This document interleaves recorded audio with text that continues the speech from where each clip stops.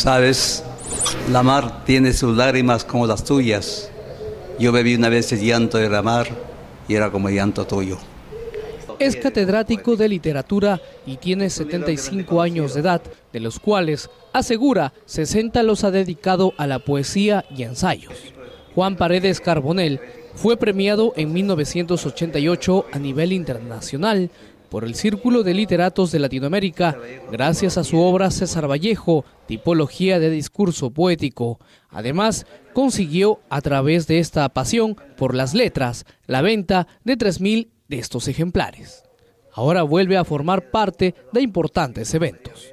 En este evento yo voy a participar con una ponencia sobre Vallejo, pero mi ponencia no es sobre la literatura de Vallejo, sino sobre el proceso de Vallejo que él tuvo cuando se le acusó de unos ilícitos penales realizados en Santiago de Chuco. La Academia Peruana de la Lengua realizará en Lima desde el 21 hasta el 23 de este mes el Congreso Internacional Poéticas Hispanoamericanas de los siglos XX y XXI, de la vanguardia a la posmodernidad.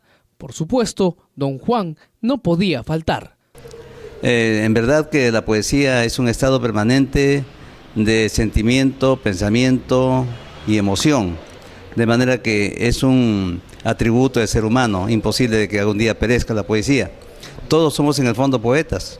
Lo que sucede es que unos escriben poesía porque tienen el aliento de la inspiración y tienen además el manejo del lenguaje. El escritor trujillano confía en que la juventud pueda valorar y cultivar, en un tiempo no lejano, este talento muy cimentado en nuestra región.